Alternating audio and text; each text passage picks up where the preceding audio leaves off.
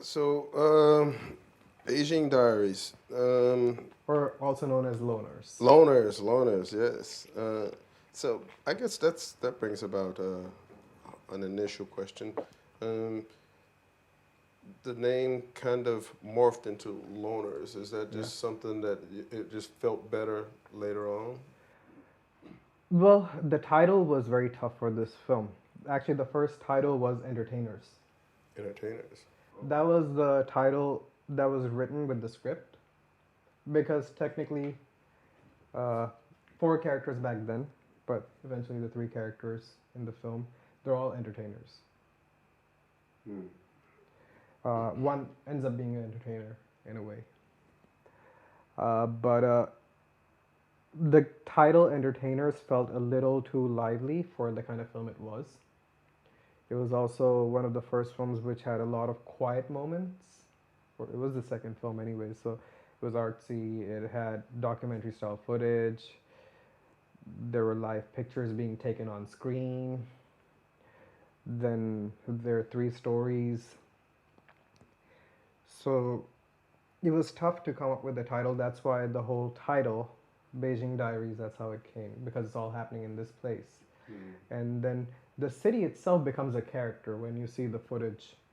Yeah, You see the light, exactly. you see the pictures. Definitely. That's how I came up with the title. But yeah, the title changing to Loners, or being the second title for the film, had more to do with let's just say, certain issues happen in the world and some emotions towards a certain place changed. Hmm. Yeah, I was actually um, a little curious about how you came up with that story because we already mentioned the fact that you know, one of the goals is to write a story that you can actually shoot. Uh, but with Loners, Beijing Diaries, it's a story that has three, I would say three, centers around three characters. And did you come up with that idea?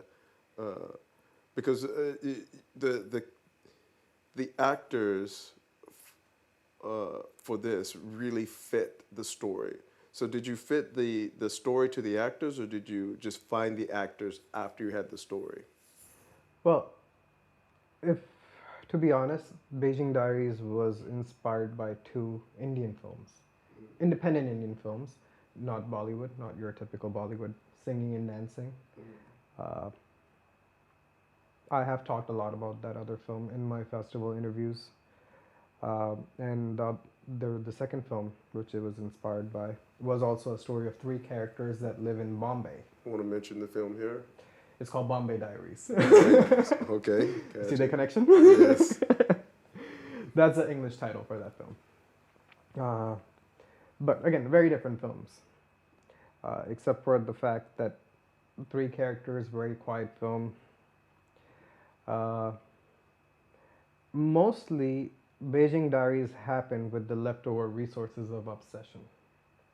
I didn't want to spend too much money at that time as well, because this is pre-Obsession release as well when the idea of Beijing Diaries happened. Obsession released on December 1st, 2017, and Beijing Diaries was written just a little before that. And after it released, I think mid-December, sorry, December 1st, yeah, Obsession released, not October, December 1st. Mid-December was the time when I sent you the script. So at that time, the goal was to make a film and really practice filmmaking with even lesser resources than we had before, because this is the leftover resources, and come up with a story that can be executed fast. Uh, the performances can stand out. The sound, of course, can be improved. So that's how. And I took a lot of inspiration from those films, although the stories don't are very different. Uh, uh, but yeah, I think there, like I said, there was a fourth story, uh, unfortunately, which we couldn't film. Uh, But if the fourth story was there, it would have been a little different. But well, I think it is good the way it is. Yeah.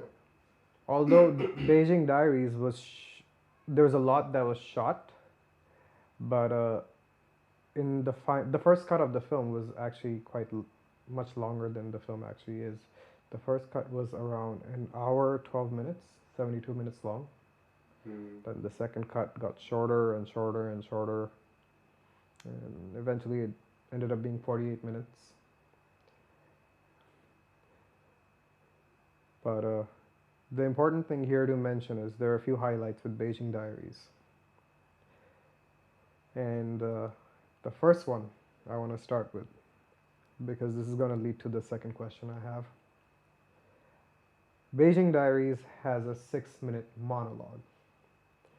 And I wrote that monologue thinking of you. There was no second, third option in my head. And that monologue actually was written because of the obsession mirror monologue. We will get to the painful part of that monologue later, but I want to know, how did you prepare? What did you think? What was the thought process? And just the general overview of the character we'll get into later, but I want to start with the monologue first. Well, for any character, it's just about getting a feel for where the character is at in that moment in time.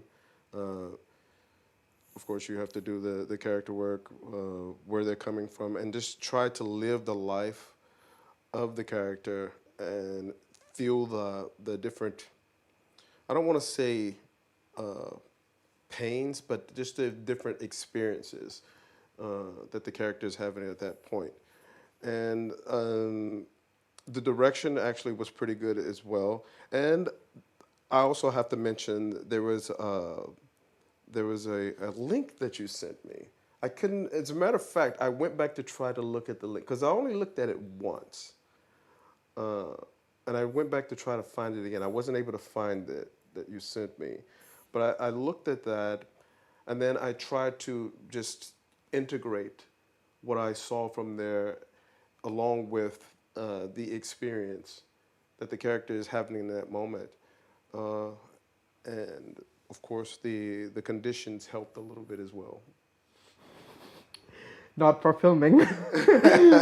Being behind the camera wasn't helping.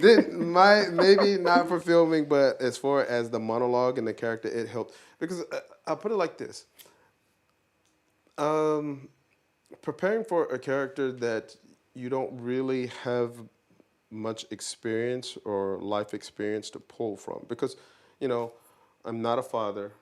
I'm not from Africa. I'm not a world famous entertainer, but if you can put yourself in the shoes of that character, and it's about finding yourself in that character, and not so much as just trying to play that character. Just who would you be if you were that character, and that's the perspective that I was coming at it from.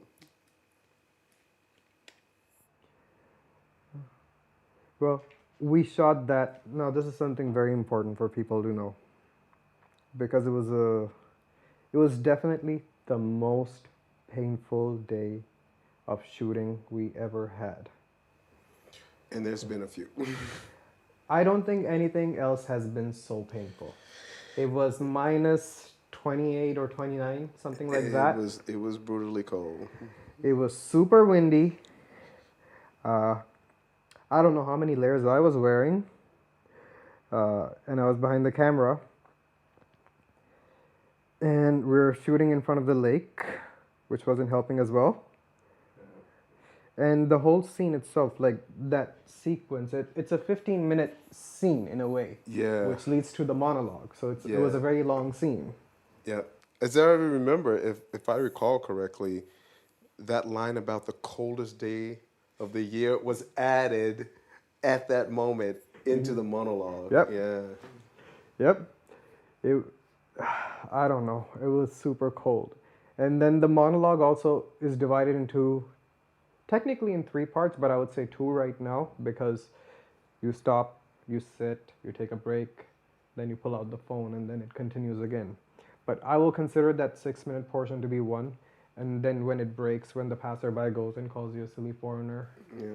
and then you also have the bottle of whiskey by then. Mm. And then the second part of the monologue continues. It's more like the closing remarks. Uh,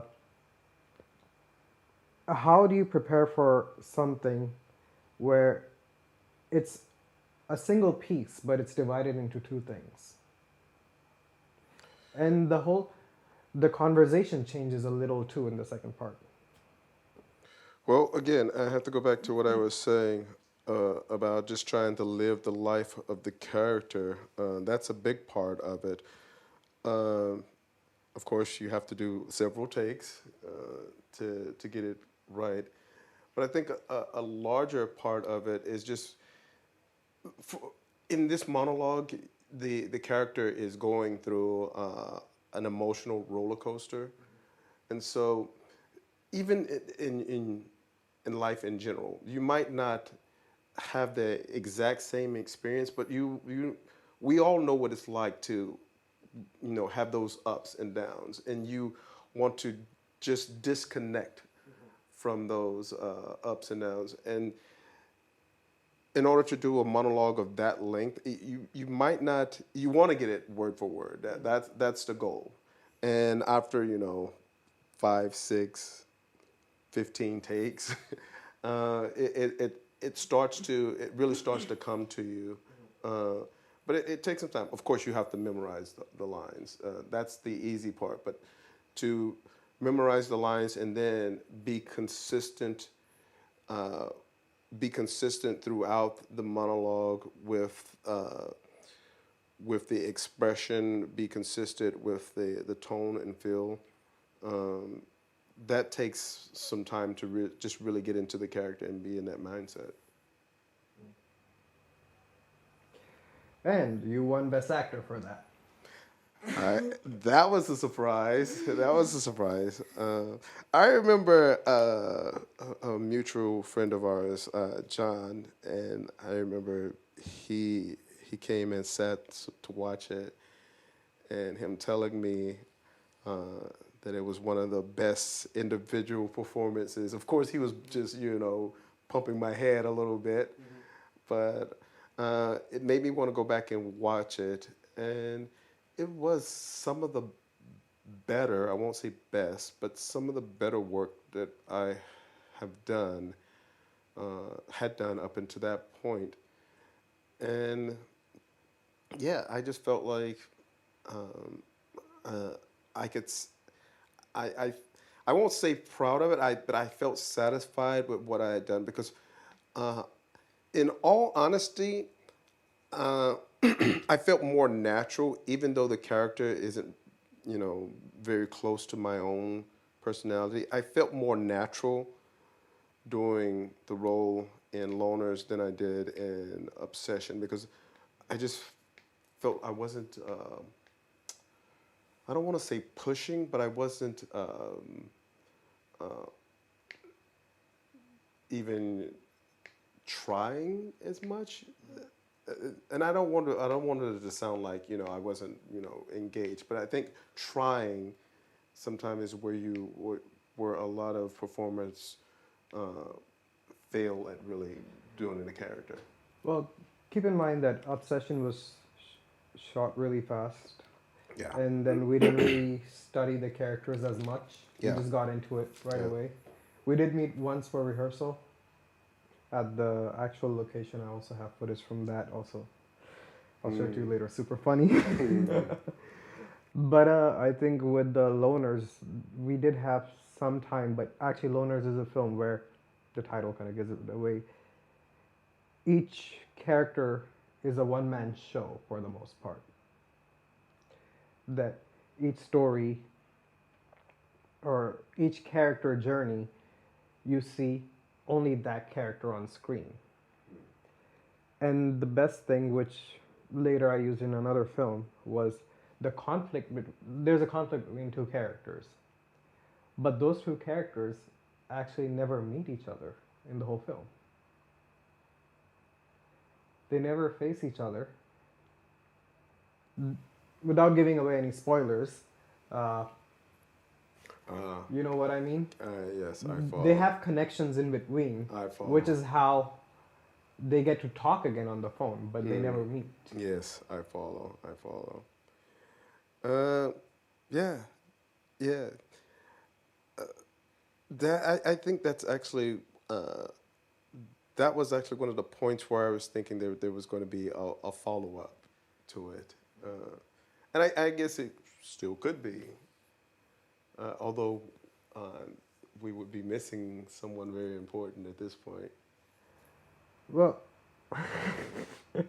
And I gotta mention, I was very pleasantly, I won't say pleasantly, but I was really impressed with Heather Yeah. T, especially considering she was a little bit worried about yeah. what she would be able to do on film, but she was great, in my opinion. It's unfortunate I have no way to contact her and tell her what the film has done recently, and the film is going to be getting a second release.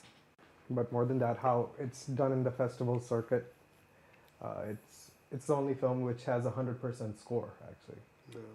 It has 100% score with each festival, and not just that it got selected, it won every single award. That took some doing, though. That took some doing to. I know I was, talking with you earlier this week, and you were talking about some of the technical aspects that you had to go back and work on the film to improve it. I already thought it was a pretty good film. I haven't. It was my favorite film. It's still, I would say now it's like my second favorite film because of one of the recent films.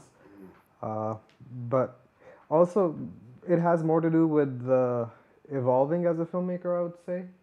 Back then, I was a lot more careful. I'm like, okay, these are the rules, you follow the rules, and you got to make a film in a certain way. Now, I don't care. Now, if I'm not satisfied, then it's pointless. So, I'll be honest, I make it, if I'm satisfied, I'll do it however I want to do it. Yeah. It's about personal satisfaction. There's one thing about Loners that I found very different from Obsession. It was probably one of the things that really jumped out at me whenever I first read the script. And insofar as it really asks a little bit more, or maybe quite a bit more, of the audience than Obsession does. And I think maybe that's why Obsession was so. I won't say it did pretty well as far as its release, because I think that's where film is right now as far as like Hollywood film, box office film. It's all about the thriller, the car chase. Those are the types of films that people are given. Those are the type of things they want to see. Whereas Loners, it's more about connecting with people. And I think that's something that made the films so different. So, of course, films like Obsession are going to get a few more eyes because they want to see, somebody getting slapped across the face and guns and fights. But if you really want to have a film that connects with an audience, I think that's something that's not very common in Hollywood films or, big budget studio films now. And I think that's one of the main things about making the films that we've made most recently. And Loners is about like regular people. Yeah. The characters are real. Yeah. You might know these people. You might have interacted with people like this. One interesting thing I want to definitely mention here is when I was filming Loners, around the time when we were filming, I used to actually, when I would go out, I would keep my camera with me all the time. So a lot of the shots you see, they're not planned shots. These are just things that I saw and I thought I should just re- record on the spot. So a lot of those shots are not planned. It's just that if I went to the mall, I have the camera, I'll just turn it on and get the shot. So except for the script part, it's just when you see the city, because like I said, the city itself is a character in the film. What's happening in the city.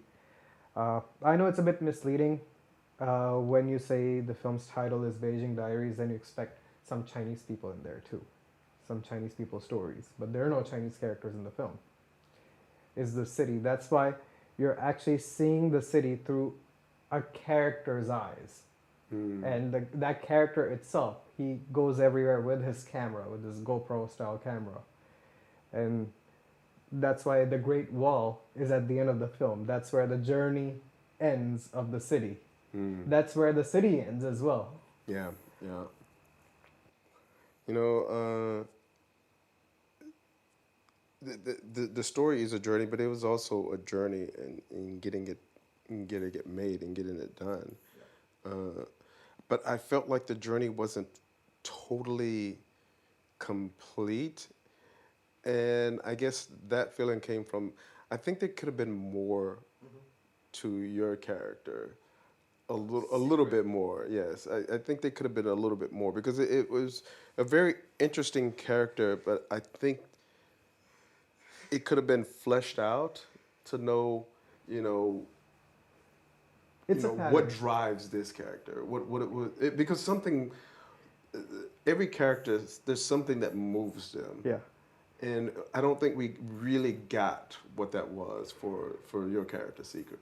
Well, I notice a pattern here with all the films, even the most recent one that was finished earlier this year. There's always one character. There's always one character that on the writing stage, it seems like, okay, this character is there for a purpose to connect the dots. But then that character stands out. Marianne in Obsession. Yeah. Secret in Loners. Katie in Akuma. Okay. Yes. So there's always this one character that is there for a purpose, but then you start connecting with it, and then you're like, oh man, we should have shot more. Yeah. Should have had more to this character. Well, maybe that's just life in general. You just want to know more about the thing you don't know as much about. Maybe that's just human nature, you know. Because you got your main characters, and then you have characters that are supporting, that fill in the gaps. Yeah. Because they're there for a purpose. So that character was there for a purpose, but that character had so much depth. Although the screen time for that character is around 10 to 12 minutes, I think. But I remember everyone that saw the film at the initial release, they're like, why this character is so short? Because there's a lot you can learn from that character. But no, one person I do want to mention, Heather T. I remember when I met her, when I messaged her, I was like, do you want to act? Like, oh, I don't know how to act. Like, you'll act, but can you do it? Like, oh, I don't know. Okay, let's meet, let's talk. So we met at a coffee shop, and see, here's the funny thing. I do want to mention this because you said one thing led to another. We'll come to this later, but when I met Heather T, we just sat down with. I got there. I got my coffee. She ate there. She got coffee. Guess who walks in 5 minutes later? I'm gonna take a wild guess and say Foz, right? No. The actress that we worked with later, Angela. Oh. 5 minutes. Literally, we sat there for 5 minutes. So you guys were around Wang Jing. We were at Capitol. At Capitol, okay. And I had just started talking, and Angela walks in. She's like, oh, I saw you guys sitting here, so I thought I should say hi. And I Hadn't seen Angela or talked to her in months at that time. But who knew that she's gonna be part of the biggest film? I would say the biggest film in future. We'll get to that in a bit. But no, when Heather T, we spoke, she asked me who's gonna play my father, and I told her Kenny. Like, oh, we sound very different. That was the first thing she said. Yeah. We sound very different. And that was the first thing I thought when you were like, yeah, I got this kid, and you're going to have to be African. I was like, what? Me? No, that's what I told her, that you're gonna adjust. She doesn't have to adjust now. Like, Kenny's gonna adjust. Don't worry about that. So, okay. And when she came that day, and I told her it's gonna be a 1-day shoot because there are 3 scenes in total. There are 3 scenes, but they're long scenes, anyways. They're like 4 or 5 minute scenes. So if you add up the time, it's like around 15 minutes. But these 3 scenes, without these 3 scenes, this character has no purpose of being in this world. He is here because of her. And I don't know if you remember, but when she came, like, it took her some time to adjust and kind of... Yeah, that was to be Understand. expected, though. Yeah.